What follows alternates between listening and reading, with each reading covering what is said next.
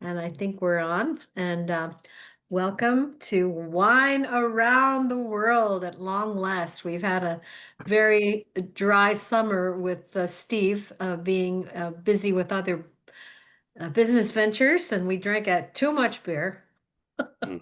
So it's good to be back with Steve. And we also want to always remember to thank the Katzmans for their generous donation to keep the wine flowing and all the other information in retroactive and also cap fed. And it's just great to see you, Steve. And I Very love good. your cave that you have there. And we're going to hear about wines from Burgundy. Yes, ma'am. All right. Yeah. Well, And I let's see, I, I want to share my screen. lovely. Um, We're all waiting. I am waiting myself here. We're trying to find, sorry. I thought it was fall here, but I guess we're back to summer. A little more heat. Oh, well. That should toast the pumpkins. And I know that Steve is thinking, and I hate to ask, we often think, at least I do, think of a Burgundy as a wine, not a region, but it's a region. Are there Burgundy wines that inquiring minds and uneducated ones as my own want to know. So I'm you sorry. get the screen going. I know you're thinking, so I'm you having yeah. Um, All right. Well, if I can figure it out as we're doing, I will. great. So basically, yeah, we're gonna taste some wine from Burgundy, and Burgundy, uh, it's a region. It's a historical. I mean, it's an entire PhD thesis on history, going back to before the Romans. So it's one of the most amazing geologic um, places, particularly for agriculture, because the soil is so varied, it is so complex, it is so geared for growing the grapes that they actually chose to plant here. Um, anyway, it is. I'm gonna try one more time here and see whether I can. Ah, there we go. Yay! Bada bing. All right. Let's see. And There we go. are we seeing everything now? I see a map. I see Good. a map Okay. with Burgundy or Bourgogne. Awesome. Awesome. Awesome. Awesome. Okay. So, Burgundy, south of Paris, inland. You see that on the left you've got the Atlantic Ocean, and that actually is really really crucial because between the Atlantic Ocean and Burgundy there really aren't a ton of things to block weather. Mhm. Um, I mean there are hills, but there aren't steep mountains that would cause the storm clouds to empty before they got to Burgundy. So Burgundy definitely has issues with funky weather. Um, but anyway, the region generally stretches. I mean, you would kind of think of in a rough way, the region from the city of Dijon in the north to Lyon in the south, and the areas of Burgundy are very. I mean, they were defined by really history. Let's see. I'm going to zoom in here. So, okay, so stripping away all the other things. In the northern part of Burgundy, you have the region of Chablis, and Chablis is just Chardonnay for the most part. It is very minerally, it's very crisp. It's its own style of the expression of Chardonnay. In the Côte de Nuit, and you've got mostly Pinot Noir, Côte de Beaune, similar things mixed with some Chardonnay. Um, then you have the Côte Chalonnaise, and finally you get to the Mâconnais. And that is where our first wine will come from the Mâcon. So below that, and I wanted to kind of give everybody a sense of where we're talking about before we get tasty, just because it is sort of confusing. Um, there are some scholars who view the and professionals who view Burgundy as including Beaujolais. Beaujolais is essentially viewed as Southern Burgundy. I kind of lump it in because it is more like Burgundy than any other region in the area. But some people will actually consider it a separate region. And this map kind of, in some ways, shows that. But um, Beaujolais is an area that is defined by primarily the grape Gamay Noir, and there's also some Chardonnay that is grown there, but it's primarily Gamay. Right. No, I don't mean why they do it around Thanksgiving. Why do they do it? At all, yeah. Yeah. And then we've got this is a picture of the Mekong. And what you'll see in the background, the reason that this is a good picture is the back here has a very steep limestone cliff. And that's really, really good for producing really bright, crisp Wow. Chardonnay. And that's really what this Mekong Village does. So think about the Chardonnay. We're going to talk about limestone soil. Now this is Fleury. This is the region, the second region that we'll taste. This is in Beaujolais. This is more granitic, and you can kind of see along that road there. You can kind of see that granite. It's hard. It forces the vines to struggle a little bit. It makes the grapes. It allows them. I mean, it's Fleury is a little warmer than areas where they're growing, say, Pinot Noir in the north.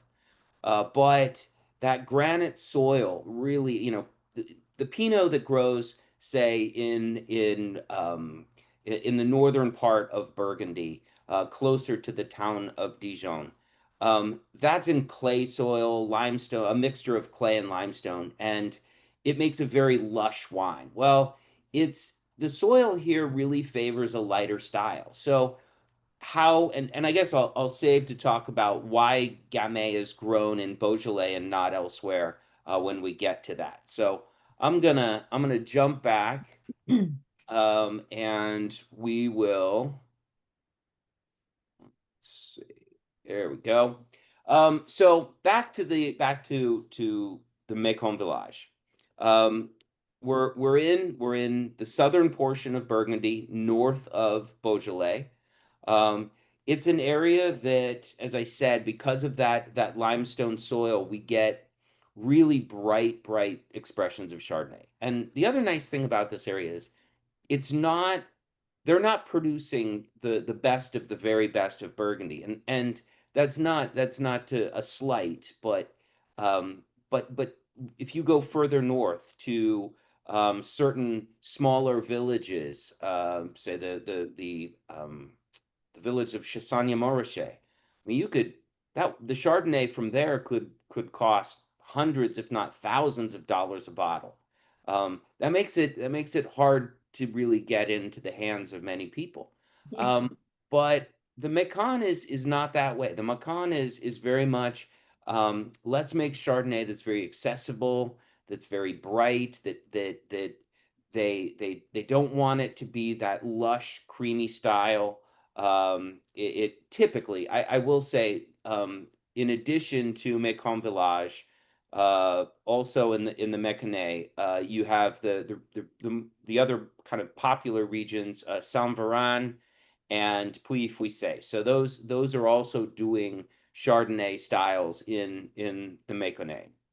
Um, so this is, I mean, this is a great expression of Chardonnay. If you've not poured it, definitely get yourself a glass. Beautiful white golden color. That's really, that polished golden color is really what Burgundy, I mean, just it just has it glows, it gleams, it captures your attention.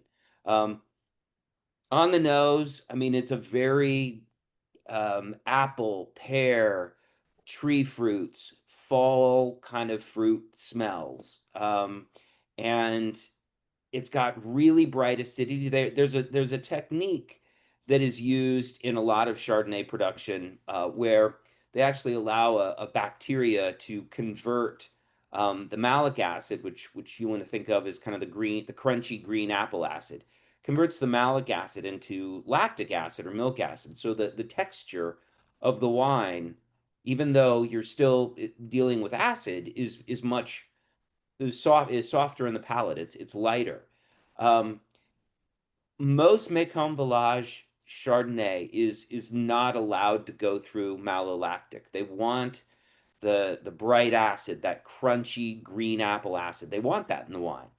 And they also use, well, they do use oak barrels sometimes.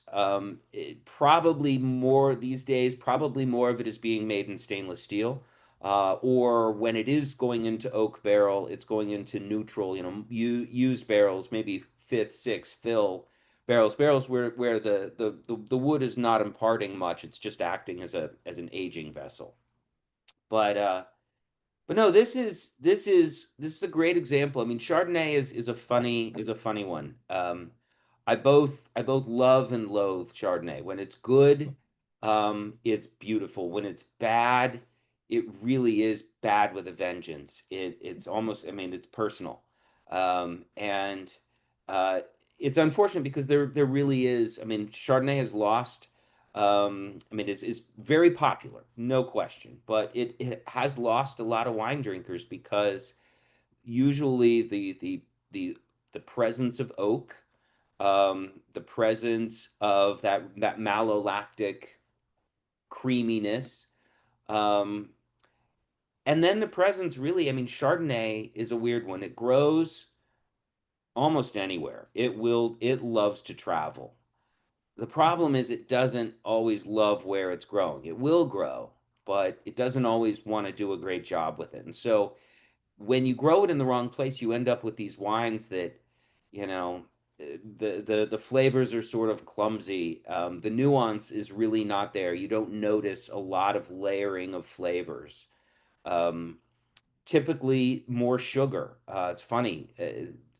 Oak and butter can actually mask sugar brilliantly. I mean, there are certain Chardonnays. I've had customers who would not drink a dry Riesling because they believed it was too sweet, but loved a particular Chardonnay that probably had two or three times the amount of sugar as the the Riesling I was trying to sell them. But it didn't seem, it doesn't seem that way.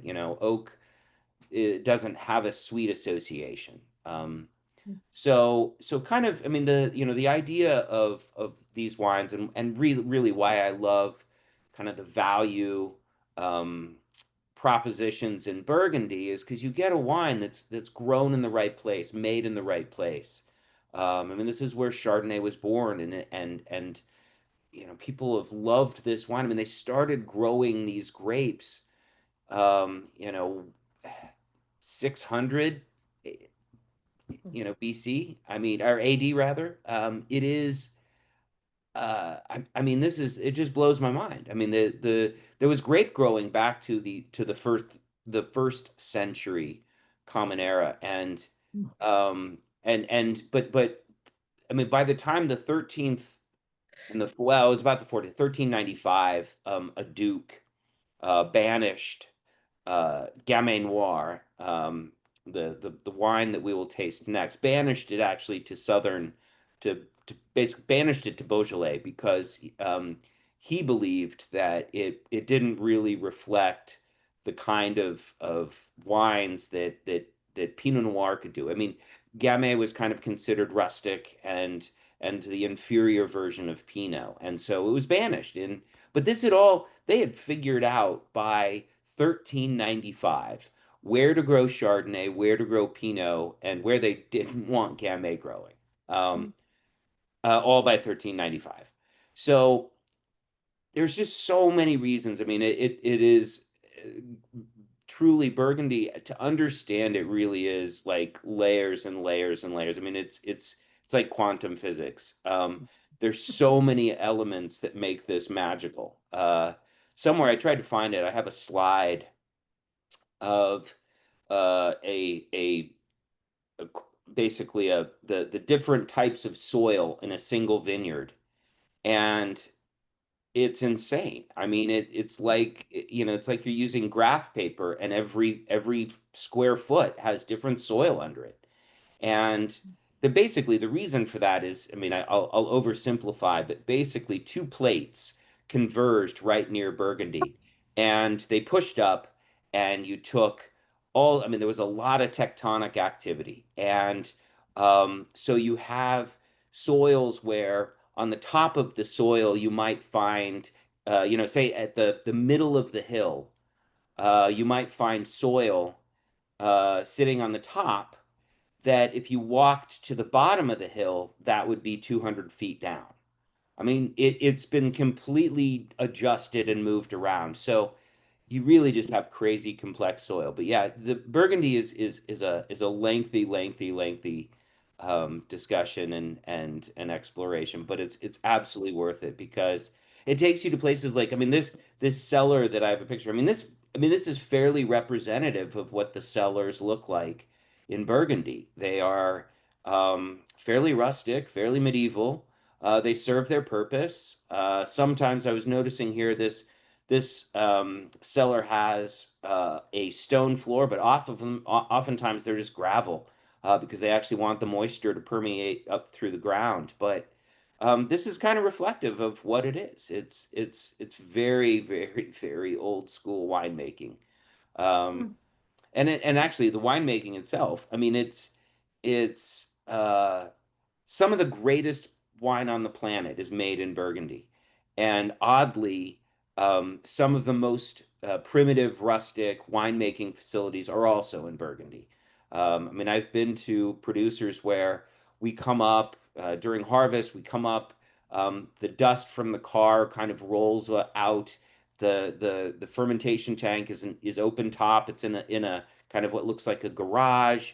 The dust kind of clouds over, the dog's running around, and the guy who's making this wine is, going to sell it for $400 or $500 a bottle. It's crazy, but that's the magic of Burgundy. So let's go back to this chart. Thoughts? Anybody like, love, hate, despise?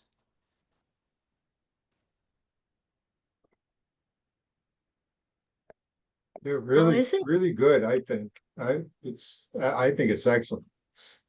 I mean, just bright acid. Um, as it interesting as this wine ages, it will typically take on some sort of nutty or mushroomy. Sometimes you even get like white truffle, which is really beautiful, but in the very Burgundian way. This is really designed for having with food. Creamy cheeses, fruits, uh, ocean dwelling things, river fish, chicken, all sorts of things like that. I mean, this is coq au vin wine. I mean, um, the region of Burgundy was one of Julia Child's favorite regions ever, and that's very understandable. They certainly know how to eat well here. They do some nice work. All right, well, let's okay, inhaled some of this. Let's move on to the Red. the red. Just a second. All right.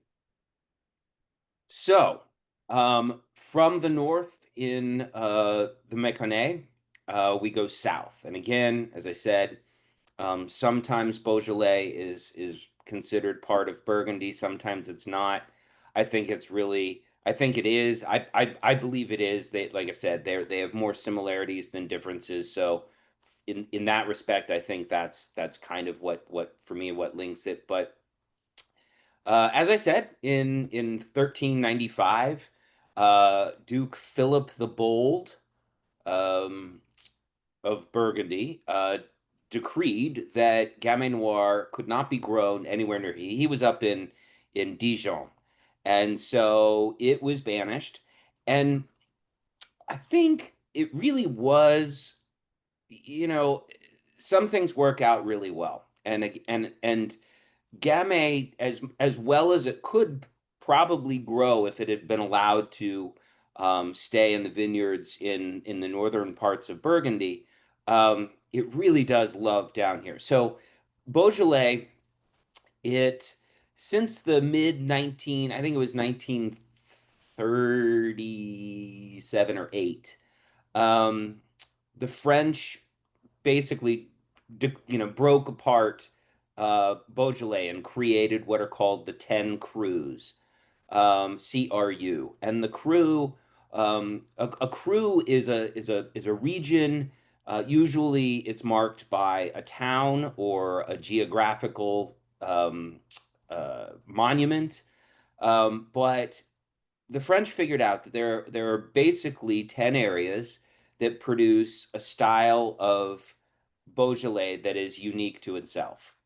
And this particular Beaujolais comes from the village of Fleury. Um, and if you remember from that picture, granitic soil. So that granite is gonna make those is gonna keep the acidity. Generally, it keeps acid fairly high, fairly bright in the wines. You get a lot deeper wines. Huh, there we go. Sorry. You get a lot deeper Pinots in the north where they have clay and limestone. So that granitic is really, it imparts freshness. And for this wine, that's exactly what it reflects. So if you have the bottle, it says Fleury in large print. Under that, there is a word, Ludi. A ludi is a vineyard of particular note. So below ludi is Laton, and that is a vineyard that is owned mostly by Domaine Roche-Guyon. There are a couple other growers that grow there, but it's a vineyard that's very expressive. I mean, it's consistently expressive. It has more dark fruits. Fleury is kind of considered, if you're um, kind of using generalities. This is Fleury is floral. It's pretty. It's um, rose petal, lilac, lavender, things like that. Um, Violets, purple flowers, and pretty fruit. And so this is an area that there are other crews. I mean, for example, the crew of Morgon, really tannic. That you can almost, I mean, you feel the grit on your palate. It's a very dry gamay. But I love this Fleury. Domaine Roche Guillaume is definitely one to follow. Very cool stuff. Good values. He's got several properties, but the Fleury is one of my personal favorites.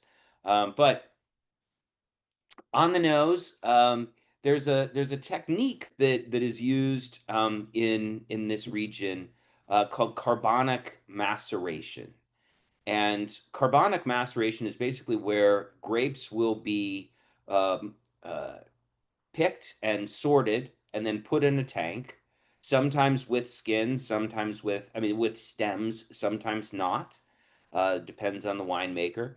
And then they blanket the tank with CO2, and that CO2 over time starts a chemical fermentation. It's not like yeast going active, but it starts a chemical fermentation, and carbon dioxide actually builds up in the berry, and eventually it pops. And when it pops, it pushes out various flavors that have been developing. And so the way you can kind of tell the tell of carbonic maceration is strawberry bubblegum. And you can kind of smell a whiff of strawberry bubble gum on this guy. Um, I'm pretty sure I did have to look this up.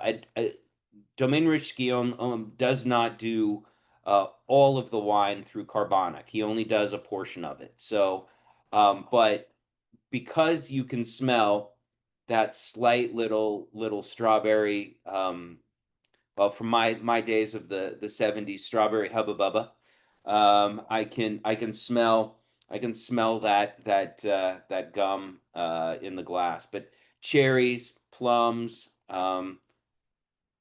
there's definitely some violets. There's definitely some rose petal.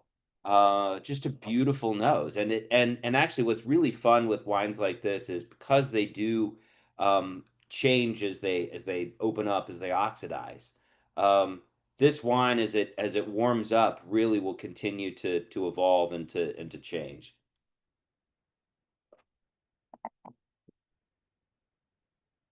Yeah, sweet cherries and plums. Nice tannic structure. I mean, it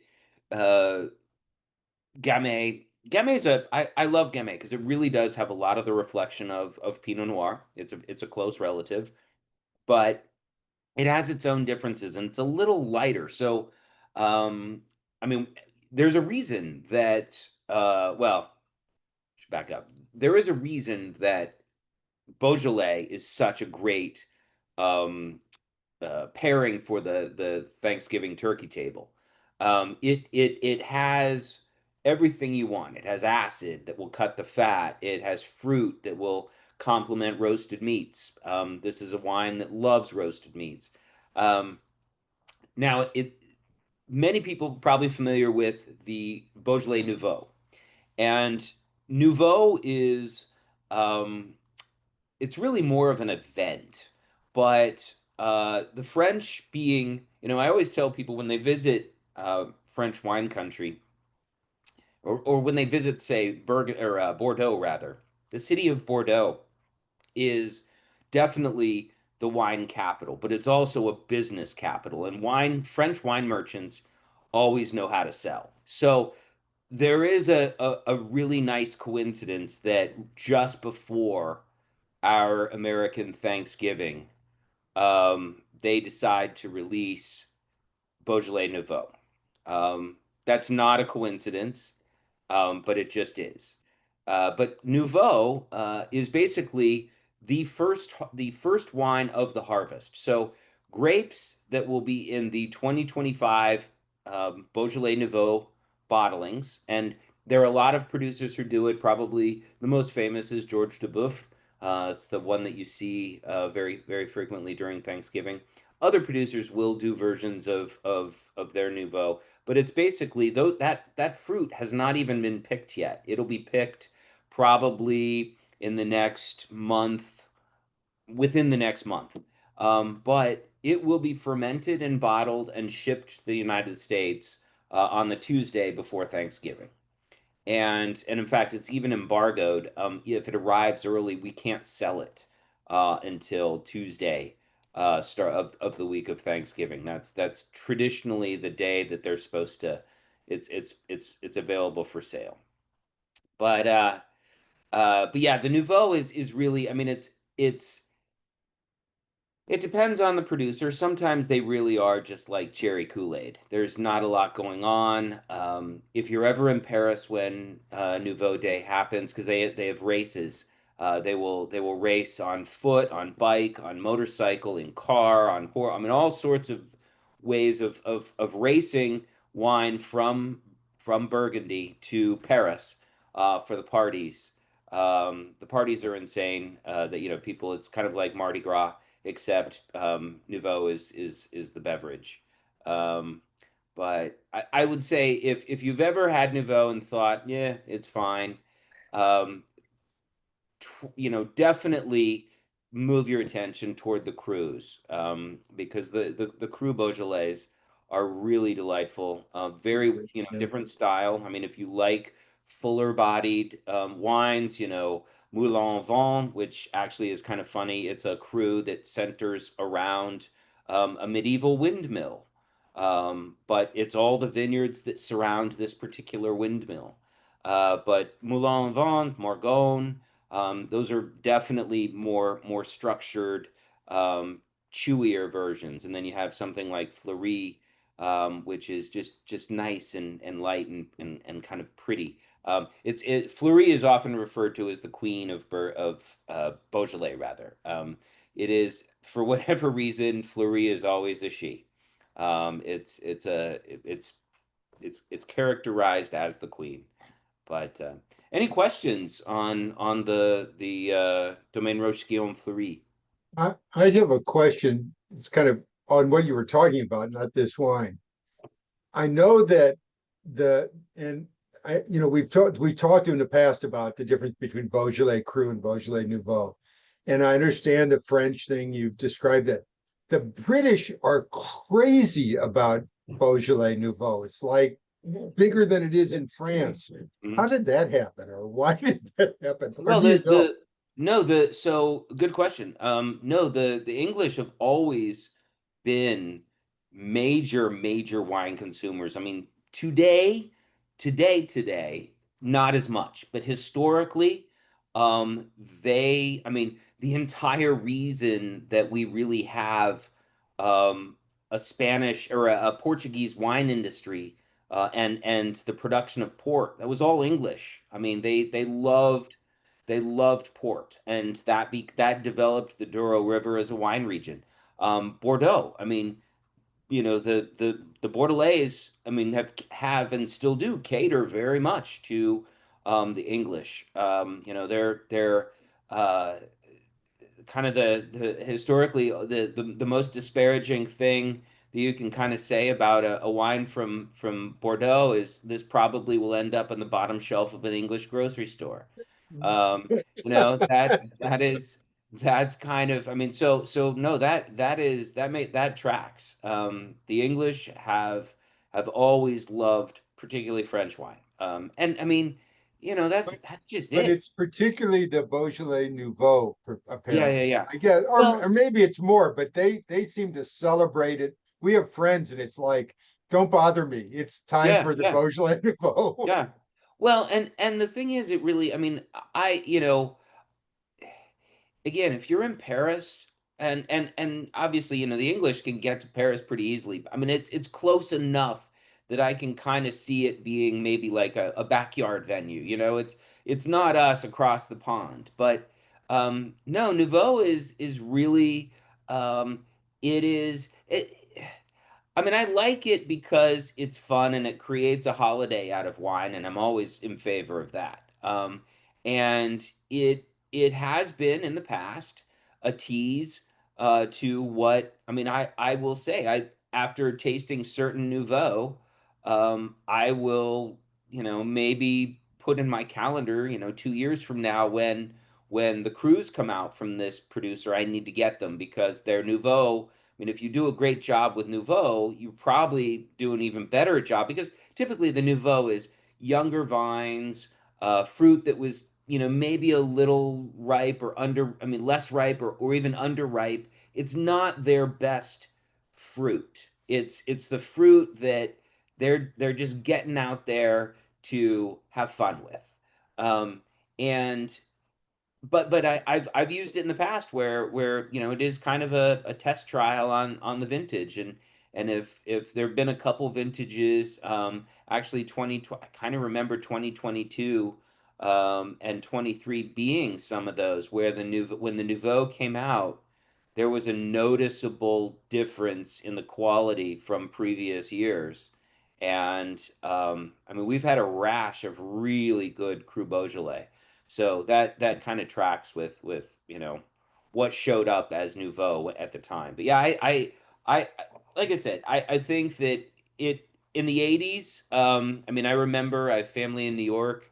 Um, there were Nouveau parties at every restaurant all the time. I mean, even through the 90s, I noticed it started to kind of phase out late 90s, early 2000s. We weren't seeing as much. People weren't making big restaurants weren't having huge events where, you come in and eat lots of French food and just guzzle pitchers of Nouveau.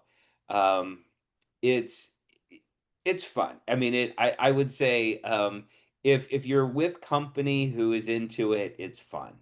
But I have to say, there are definitely bottles that I get more excited about than the Nouveau. I mean, really, the new releases from the cruise get me because the other thing is, Nouveau, it's not a wine that's gonna last. So it really, I mean, within several months, you're gonna notice a big difference in that wine. That it kind of falls off a cliff because it hasn't spent time in a barrel, which develops structure. The fruit probably was not optimal fruit. I mean, it wasn't the best of the vineyard. And when you can get for 20 or $30 a bottle of wine that I don't know, you could probably hold on to it for 10, 12 years. That's impressive. Nouveau unfortunately doesn't hit that, but yeah, with Nouveau, make it about the people you're with. It's not about the wine, you know. It's about having a good time with your friends. Okay, there's a question here, Steve.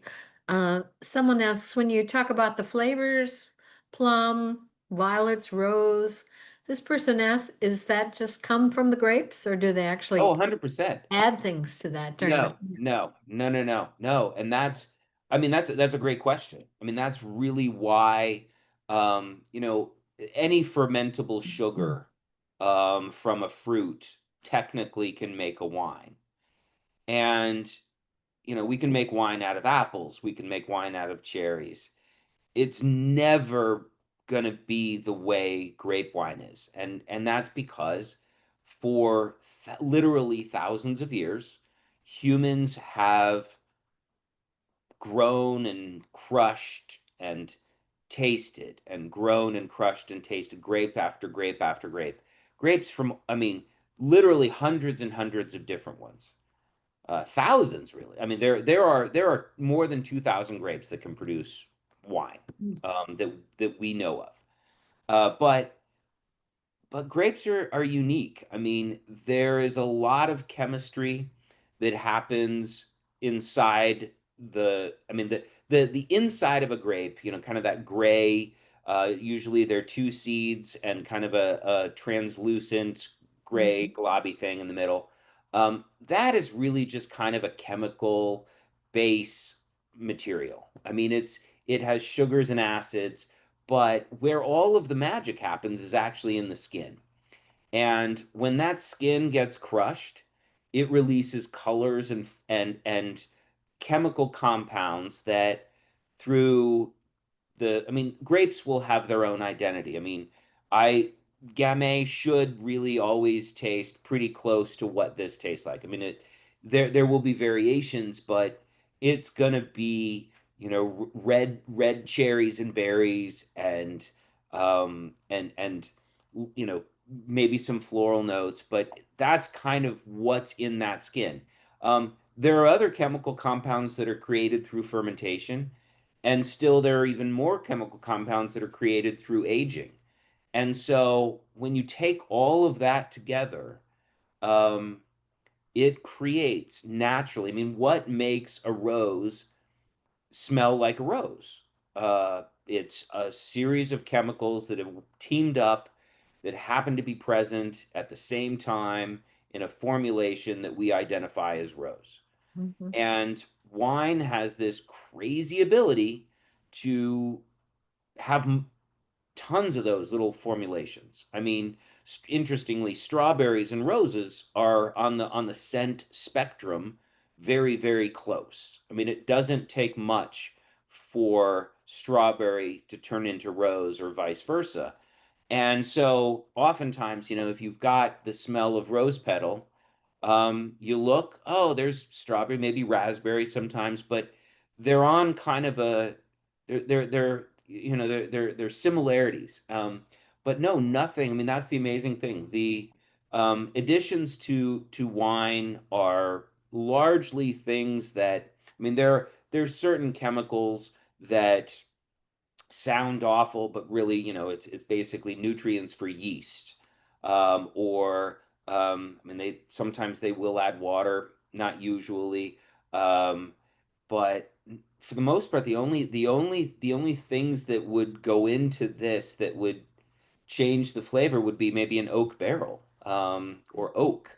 But and that carbonic. I mean, when you blanket those grapes with CO2 and cause them to start fermenting inside and then pop, that chemical composition smells like strawberry bubble gum. I mean, it really, because there's so many different processes from the grape to the glass. There's a lot of opportunity to create interesting chemicals, and Mm.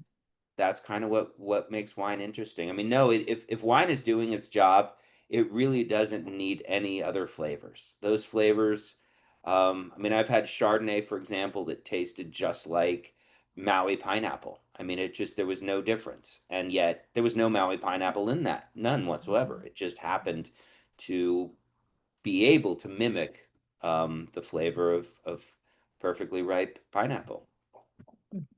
Here's a question. The person doesn't have tonight's Beaujolais. What is its vintage? The person Oh wonders. yeah, this is 2023. 2023. Yes. Thank you. Yeah, and that it just got released. So that's a fairly the 23s. I mean, that's about the cruise will come out about 2 years. Generally 2 years out of vintage from current day. And so yeah, this just arrived. Mm. Yeah, just I love these wines. I mean, they're great for snacks. I always think of them in the fall. I don't know why. I mean, maybe, Chardonnay often has that apple tone, and apples are a fall fruit. Sometimes I don't get it really with this one, but sometimes you can almost smell like wet leaves, dried leaves in the glass, with Gamay. I mean, it sort of has a fall note to it.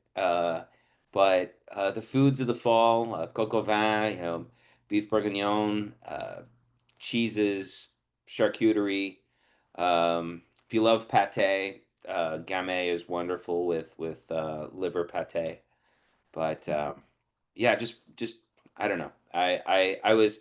It took me a while to think of something to do this for this month, and the flurry had just arrived, and I thought, it's fall enough. Unfortunately, we've now gotten our heat back, so it's Yeah. less fall. But anyway, Yeah. How does everybody like it? I don't see any happy smiles or thumbs up, or is it pretty good or I good? think it's great. My wife is not a fan, but Mhm. she's very particular. Well, she But said she loved the chart, she said. she loves chard and she loved this chard a lot, Yeah, she even said though this. it is in no way a California chard, which is why it seems a little different. But Um, but I think this is excellent. I am at a little bit of a quandary as to which ice cream it might pair with, but I'll leave that at that. there's actually the shard would pair. There is a goat cheese, toasted walnut, and apricot that actually would Let go me pretty let me nice. know when you make foie gras ice cream, then we'll go from there. Actually, so I found out that, and I don't know if they've done it recently, but I did find out that they have done morel ice cream, Ooh, which I'm a big. I know it sounds weird, but I'm a big fan of savory ice creams. In fact, there used to be a restaurant in I think it's still there in San Francisco called the Stinking Rose, and every course was garlic, and their ice cream at the end was a perfect ending. It seems weird, but garlic ice cream is pretty tasty. So the yeah.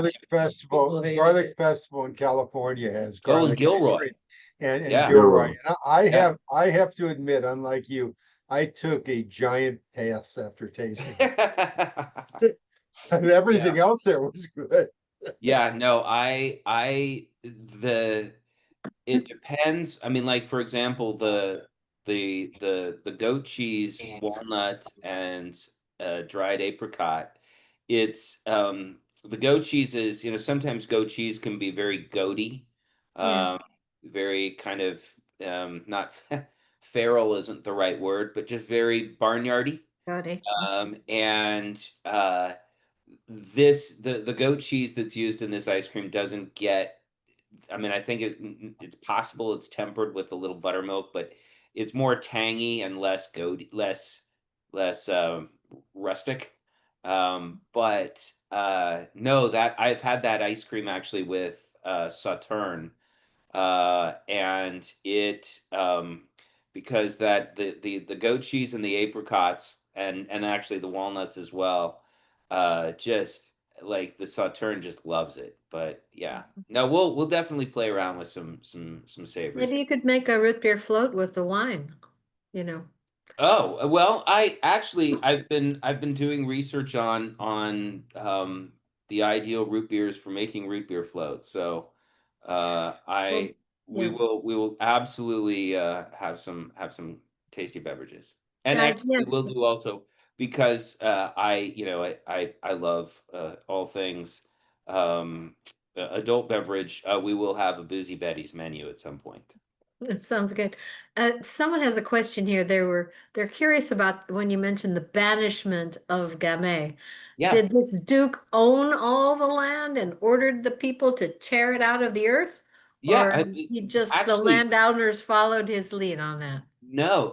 I mean, most of the land was owned by the dukes, Of course. and the land that wasn't owned by the dukes had been given to the church, and so the only landowners in Burgundy were royalty and the church. And so when the Dukes decided that they wanted to do something, they usually had the church's backing because that was the other thing. They would, the Dukes obviously wanted to gain favor with the church as well, so they would donate land to the church. So yeah, the church ended up with a massive holding of vineyard property, and that really stayed that way until around Napoleonic times, when Napoleon really had to screw up Burgundy. The Napoleonic Code decreed that all heirs were entitled to an equal share of their parents' estate. And so what would happen is a vineyard would be owned by one person and he'd have some kids.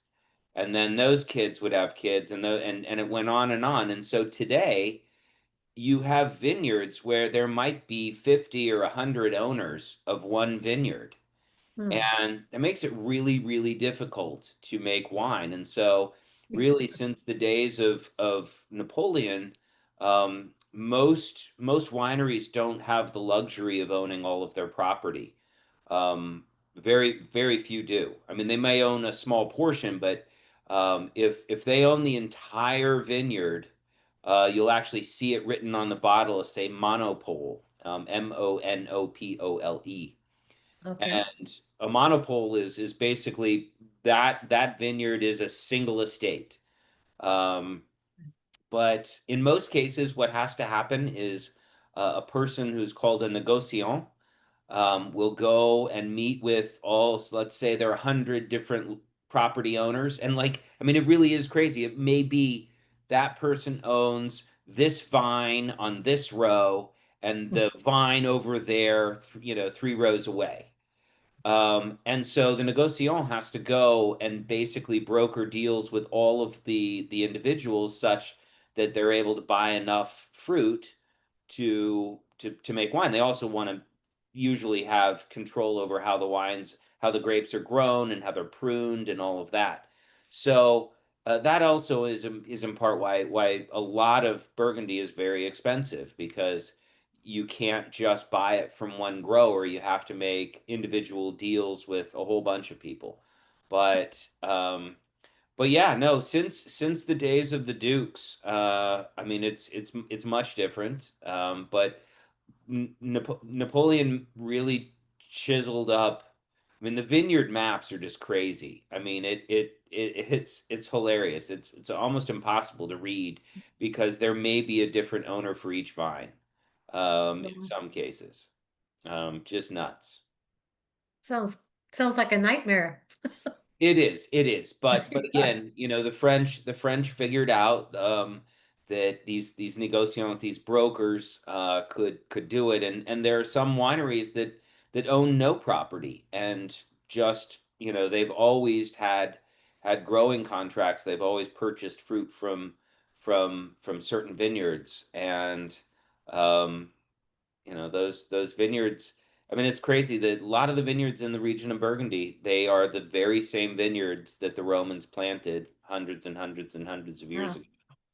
And the Romans were right. I mean, they figured out what to grow where, and they were right. And even in the with the Duke of Philip the Bold, I mean, it was a preference thing. He wasn't saying, you know, in reality, we probably should move Gamay to the south because the soil's different and it's a little warmer and it'll make a better wine. And Pinot Noir is better up here because the soil's different and it's a little cooler. I mean, that was true, but they didn't probably know that. It was just I don't like Gamay. I do like Pinot and Chardonnay. Go away, Gamay. Um, and Okay. that was the approach. Sounds good. That's amazing. Well, what would you pair this red wine with? This lovely. Oh, yeah. So I mean, that's the wonderful thing about Gamay. It's a very versatile wine. So, you know, roast chicken, certainly turkey, pork dishes. It probably doesn't. I mean, if you were wanting to have it with a steak, I'd probably say go with like a Morgon or a Moulin Vent, a Gamay from a different cru, where you'd get a Uh-huh. little more tannic structure, be a little fuller body of a wine. Uh-huh. But salmon, things out of the water, beautiful stuff. Wow, just about everything then. Yeah, I mean that's really that's why, you know, Beaujolais is so great for Thanksgiving. I mean, there's a ton of Yeah. stuff on that table, and it is all over the place. Some is vegetal, some is creamy, some is fatty, some is not Yeah. fatty. Some, I mean, it's just all over the place. But Gamay really slides in there because it has acid and has fruit, and those two things complement a lot of things. It sounds wonderful. Sounds delicious. And everyone likes it. Someone said it's I really like this one. I'm gonna get more. So Well, and again, there are also, I mean, Beaujolais Village. That is the kind of the entry level Beaujolais. It's wine from multiple crus, but you know, you can really dial in. You can find out. I mean, I'm an equal opportunist, but I do have customers who this is too light a version of Beaujolais, and so there's some others that they do prefer. But you can really pair it to your meal. You know, but it in the lighter versions, it doesn't even mind a little bit of a chill. I generally like them a touch warmer, but it certainly can tolerate a chill. But no, very very very very food friendly, and yeah. again, even diversity within in the different villages. So and but bottom line, for a wine from Burgundy that you can get these days, unfortunately, tariffs are starting to hit us. It took a while, but I've seen some kind of stratospheric pricing changes occur in the last month. But you know, for under $30, you can get a bottle that if you were buying it, I mean, really, actually, under $25, um, you can get a bottle that would compare to something that you would buy from, say, California or Oregon for 35 to 40. Lot of growers in California and Oregon are starting to play around with Gamay because it is a more versatile wine, and Mhm. they know they've figured it out. They know where to grow it and how to grow it, and so keep an eye out for domestic Gamay. It's also very tasty. There's a question, before we have to sign off, we've got a question. How long will newly released Beaujolais keep without opening? So like this, I mean, like this bottle. I guess I mean, so. if it's if it's from one of the crews, it has 5, maybe even 10 years on it, no problem. Mhm. The nouveaux, like I said, really a matter of months. It's not the, 6 months from Thanksgiving, those wines really, the fruit starts to drop off. They really kind of get muted. But no, a wine from one of the crews. I mean, particularly like Morgon, which has a lot of tannic structure, 10, 12 more years, 15 in some cases if it's Wow. stored in a wine cellar. So they really, I mean, they really do have great ageability. As they age, you get notes of like chocolate, black tea, sometimes again some mushroom, something, truffle, things like that. But no, I mean, this is really a baby. In fact, I opened mine a little bit early just because I was curious, and it's already starting to change. So if you still have some in the glass, see how it behaves in the next hour or two. It's kind of doing its thing, but. Well, that's fascinating. Well, that's a lot of information about this land that is so complicated and uh, overwhelmingly varied. And thank you for all of that information.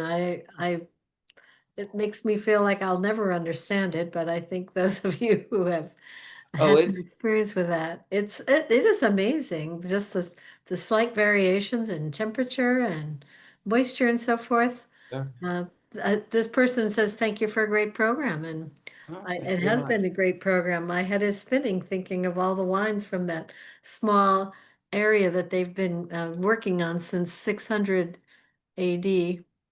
Yeah. That's Yeah, no, kind and of, and like I said, I mean, these sellers kind of, that's really where they've been doing this work. So not a lot has changed. yeah, it's amazing. Well, thank you so much, Stephen. We're going to Thank have you. yet another time with you. I've got October 9th down for our next wine around the world. That So sounds great. watch this space for details about what we're going to be tasting and several thank yous. I enjoyed both wines. Thanks for all the background. So you're always amazing. Like they Well, said, you're intoxicating one way or the other. So thank you very much. Well, it's thank always you a for pleasure to being be you with you. and thank you everybody for being here tonight. And we'll catch you the next time we do Wine Around the World. And whatever you say with wine, probably not bottoms So, up. thank Enjoy you. it. And I'll see you again next time. Thanks, Steve. Cheers. Everybody.